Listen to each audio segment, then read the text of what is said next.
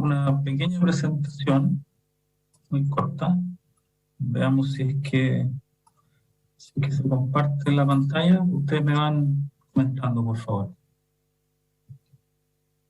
¿Se ve? Se ve perfecto. Bien.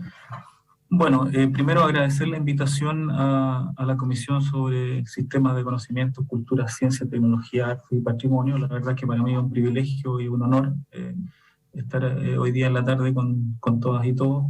Y la verdad es que yo traigo primero una presentación muy resumida, muy sintética de sobre cómo vemos ciencia y tecnología para una futura constitución desde región. ¿Ya? Yo trabajo en la Universidad de la Frontera, en la región de la Araucanía. No necesito dar mayores explicaciones de lo que se vive en la región de la Araucanía. Y por lo tanto voy a hacer una visión desde regiones del sur de Chile, donde se desarrolla ciencia y tecnología para el territorio, para el país y obviamente para el mundo, ¿no? Como es lo que proyectamos. Así que esa va a ser un poco mi visión y un poco los temas de reflexión que voy a tratar de traer a esta comisión, si me lo permite. Lo primero es que si uno revisa la Constitución actual, la verdad que dentro de sus 143 artículos tiene una escasa mención a ciencia y tecnología, ¿no? Muy escasa. Y de las constituciones anteriores de nuestro país, ninguna mencionó antes temas de ciencia y tecnología en su articulado. La constitución actual básicamente tiene algunos artículos, ¿no es cierto?, como el 19, el que presentó aquí, ¿no es cierto?, que lo que dice es una declaración básicamente de principios, ¿no es cierto?, que le corresponderá al Estado fomentar el desarrollo de la educación en todos sus niveles y estimular, ¿ya?, que es un verbo, si ustedes quieren, bastante débil, ¿no es cierto?, la investigación científica y tecnológica, la creación artística y la protección e incremento del patrimonio cultural de la nación. O sea, si nosotros vemos este articulado, la verdad es que es una declaración básicamente de principios que tiene un marco general más bien de estimulación y el compromiso como que uno lo podría juzgar como débil, ¿no? Y por otro lado, en el artículo 19, número 25, hay algo más, ¿no es cierto?, respecto de propiedad industrial y derechos de autor, ¿no es cierto? Eso está establecido en nuestra Constitución actual.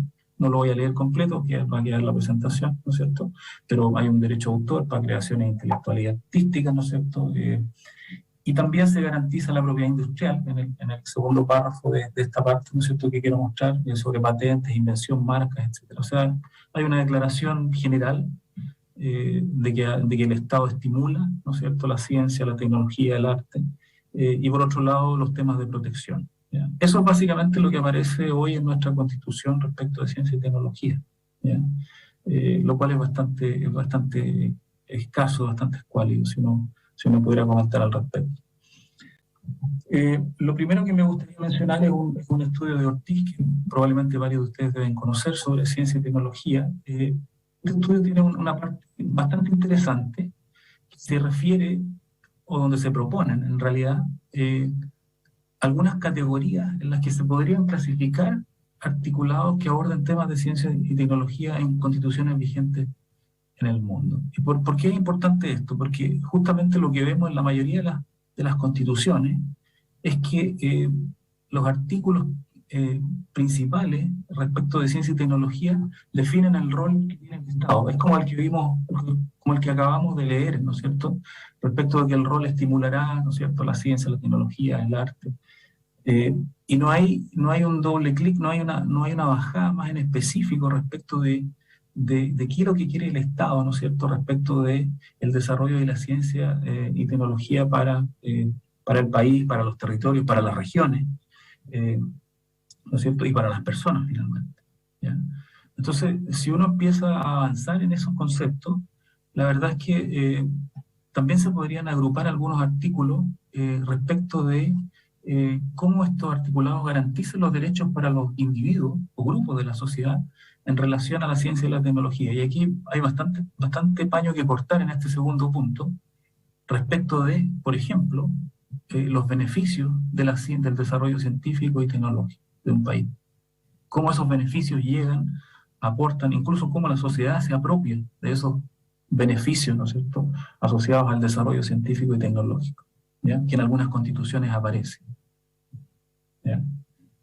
El tercer punto que nos parece relevante, y quizá es uno de los más importantes hoy día, a la luz de lo que vemos en regiones, de lo que vemos en lo que está pasando en el mundo, es cómo una constitución podría definir a través de un articulado el uso o las tareas que la ciencia y tecnología deben cumplir en la sociedad. Por ejemplo, la Constitución francesa dice en un parrafito pequeño, pero muy potente, de que la ciencia y la tecnología deben cumplir un rol fundamental, ¿no es cierto?, en el cuidado del medio ambiente. Lo declara como una declaración de principio. Entonces la ciencia y la tecnología tendrán un rol fundamental en el cuidado del medio ambiente, o podría decir uno también en la sustentabilidad, ¿no es cierto?, futura del planeta, etc. ¿Ya?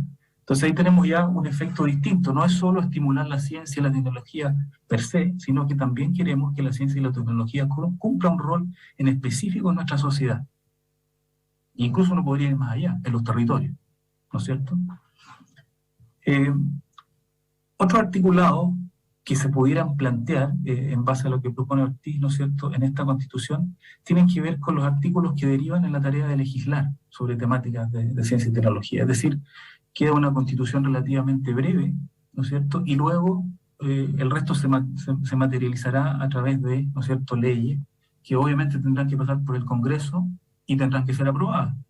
Entonces la ley, ¿no es cierto?, por mucho que uno diga que quiere legislar sobre algún tema en la Constitución, luego eso tendrá que ser aprobado por las mayorías adecuadas en el Congreso, y por lo tanto una idea podría no seguir un camino de aprobación si es que en el Congreso, ¿no es cierto?, no tienen las mayorías respectivas. ¿Ya? Ahí hay varios ejemplos sobre la ley de universidades estatales, etcétera, ¿no es cierto?, sobre el lucro en la educación superior, etcétera. ¿Ya? Entonces, eso quedaría al nivel de tarea para legislar y no quedaría explícito en una Constitución. Otro tema importante, y que a nosotros también nos parece de mucha relevancia, son los artículos que crean institucionalidad, ¿ya? Llamémosle agencias, ¿no es cierto?, sistemas, departamentos, para, ¿no es cierto?, desarrollar la ciencia y la tecnología en un determinado país, ¿no es cierto?, en una determinada nación, y que eso quede explícito en una Constitución, ¿ya? Voy a mostrar ahí después un par de ejemplos que tengo, por ejemplo, de Estados Unidos. O se mandata crear una política de ciencia y tecnología, que también podría ser una opción. Y por último, ciertos artículos que entregan algunas atribuciones a determinados órganos en materia de ciencia y tecnología, ¿no es cierto? Es decir, la Constitución establece que tal o cual órgano será el órgano que deberá manejar, qué sé yo, algunos temas asociados a ciencia, tecnología, qué sé yo, podría ser, qué sé yo, Corfo, en este caso ANID, Ministerio de Ciencia. Y eso queda, ¿no es cierto?, estructurado en el escrito, en el articulado. Entonces, primero, yo diría que aquí vamos viendo distintas jerarquías en lo que podría ser un articulado, desde estimular, promover, ¿no es cierto?, que es el rol del Estado inicial, hasta, ¿no es cierto?, incluso definir usos o tareas que la ciencia y tecnología podrían tener en nuestra sociedad de aquí a los próximos 30, 40 años. Esa es la primera mirada que a mí me gustaría compartir con ustedes. La segunda tiene que ver con la institucionalidad en ciencia y tecnología, ¿ya?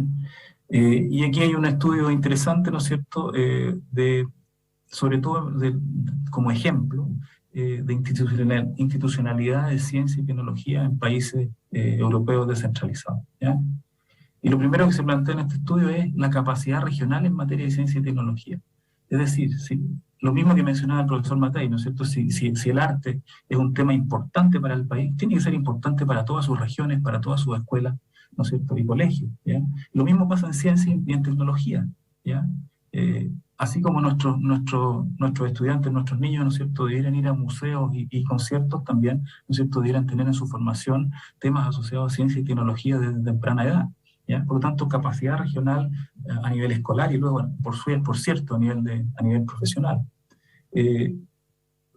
En países federales, ¿no es cierto?, como puede ser Alemania, hay un ejemplo, ¿no es cierto?, el protagonismo en materia de ciencia y tecnología está, por una parte, se comparte entre el Estado, pero también a nivel de los estados federales, y a lo mejor, ¿no es cierto?, uno que viene de regiones, nuestros gobiernos regionales tendrán que ser empoderados en este ámbito para que tengamos una distribución más pareja del desarrollo en ciencia y tecnología en nuestro país a futuro. Lo otro, en términos de institucionalidad, es que no necesariamente todo tiene que estar en las universidades, ¿ya? Y aquí, a pesar de que yo tengo mi corazoncito, ¿no es cierto?, en la Universidad de la Frontera, uno tiene que tratar de ser objetivo en estos temas, y también podemos tener institucionalidad distinta. En Chile tenemos una institucionalidad bastante interesante en términos de institutos, ¿no es cierto? Tenemos INEA en el ámbito agropecuario, tenemos en el ámbito de la energía SECHEN, en el ámbito de estudios antárticos INACH, pero pareciera que esa institucionalidad no está muy bien coordinada, y por lo tanto a lo mejor es momento de repensar esa institucionalidad y repensar su coordinación, ¿ya? Y lo mismo entre la colaboración científica del sector público con el privado, ¿ya? Esa es una vieja materia, ¿no es cierto?, de desarrollo país, en donde la ciencia y tecnología tienen mucho que decir, pero tampoco hay un marco regulatorio claro a ese respecto, y quizás pudiera ser un tema de profundización. Respecto a los temas de institucionalidad, un buen ejemplo, digo yo, un buen ejemplo para ver cómo se puede aprovechar, no digo, yo no hago juicio de si esto es bueno o malo para Chile, pero es un buen ejemplo de cómo se puede aprovechar una institucionalidad en el desarrollo, ¿ya? Y en Estados Unidos, por ejemplo, lo primero es que hay una oficina de política sobre ciencia y tecnología, ¿ya? Y esa oficina es la que garantiza la inversión en ciencia y tecnología esté contribuyendo a ámbitos de desarrollo. Eso también es parte importante de la reflexión que a mí me gustaría plantear. La ciencia y la tecnología, ¿no es cierto?, si vamos a decir que tiene que aportar al medio ambiente o a lo que fuere, a la salud humana, ¿no es cierto?, la institucionalidad debe promover eso, ¿ya? Si en Estados Unidos se dice que se garantizan los ámbitos como economía, salud, medio ambiente y seguridad nacional, ¿no es cierto?, bueno, habrá que crear la institucionalidad para ello, ¿ya? Nutrir los procesos mediante los cuales los programas de gobierno y ciencia y tecnología son financiados, evaluados y coordinados, lo que estábamos comentando antes. Es decir, tiene que ser una aproximación, ¿no es cierto?, a nivel territorial global. Es importante sostener relaciones profesionales y científicas con los funcionarios de gobierno, académicos y representantes de la industria, ¿ya? Lo mismo que comentamos. Y generar una fuerza de trabajo, lo que comentaba justamente el profesor Matei, ¿no es cierto?, generar capital humano, ¿no es cierto?, desde las artes hasta la ciencia, la tecnología, a nivel regional, que sea capaz de asesorar, por una parte, a nuestras instituciones públicas y desarrollar ciencia en el ámbito de las universidades, institutos e incluso en el ámbito privado. Fíjense ustedes, esto rápidamente no es para abrumarlos, pero fíjense ustedes los organismos que componen el sistema de investigación y desarrollo estadounidense, ¿ya? Y aquí algunos, ¿ya? Por ejemplo, la Fundación Nacional de Ciencia, una fundación, ¿no es cierto?, que constituye la fuente primaria de recursos para la investigación en todos los ámbitos de la ciencia e ingeniería y excluye de la biomedicina. ¿Y por qué excluye de biomedicina? Porque el Instituto Nacional de Salud, ¿no es cierto?, muy conocido Instituto Nacional de Salud, es la entidad que desarrolla la investigación, ¿no es cierto?, en biomédica, ¿ya? No voy a entrar en todo, pero aquí está la NASA, por ejemplo. O sea, tener una Administración Nacional de Aeronáutica y Espacio desde el Estado que genere y promueva la ciencia, la tecnología, la innovación y crea capacidades, recursos humanos, ¿no es cierto?, es una política de Estado y que eventualmente podría estar, ¿no es cierto?, articulada en algún escrito constitucional, ¿ya? Y si no, tendrá que ser materia, como lo veíamos delante, tendrá que ser materia de qué órganos se va a canalizar, ¿no es cierto?, la política de ciencia y tecnología o bajo qué leyes.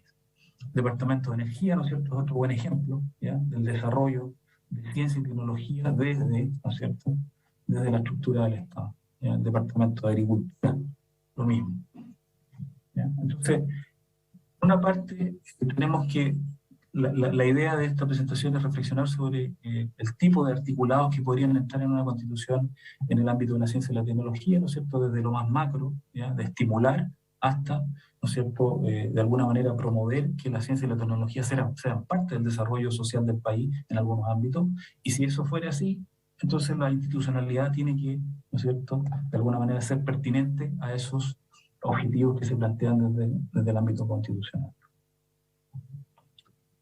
Finalmente, me gustaría conectar lo que es ciencia y tecnología con lo que es descentralización o regionalización. Yo creo que es hora de que nuestra Constitución se haga cargo de que no solo la ciencia y tecnología, yo estoy hablando de eso en particular, pero es hora que nuestra Constitución se haga cargo de que tenemos que pensar, ¿no es cierto?, en un Estado unitario por una parte, ¿no es cierto?, que sea sobre un solo territorio, normalmente, lógicamente, pero descentralizado, ¿no es cierto?, con comunas y regiones dotadas de poder político, facultades y recursos para su decisión autónoma. Y la ciencia y la tecnología no pueden quedar excluidas de esa definición.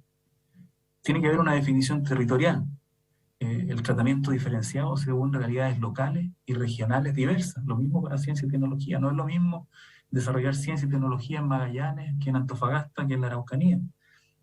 Tiene que haber una equidad y solidaridad interterritorial, es decir, compensación económica que asegure la igualdad en la provisión de bienes públicos de similar calidad. O sea, los bienes públicos tienen que ser de similar calidad en todo nuestro territorio, ¿ya?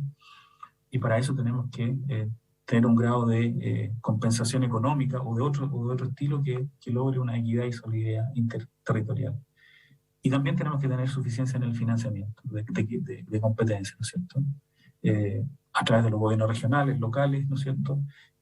Con recursos humanos y financieros para su adecuado cumplimiento. Es decir, a mí me gustaría, de alguna manera, ¿no es cierto?, dejar la reflexión de que ciencia y tecnología más regionalización o descentralización, de alguna manera debieran tener un apartado en esta nueva Constitución. Es muy importante que desde el punto de vista territorial, ¿no es cierto?, se remarquen las diferencias en este ámbito, en lo que es recursos humanos, infraestructura, equipamiento, ¿no es cierto?, recursos financieros para el desarrollo ecuánime de una ciencia y tecnología y recursos públicos, finalmente, bienes públicos para un territorio un poquito más homogéneo.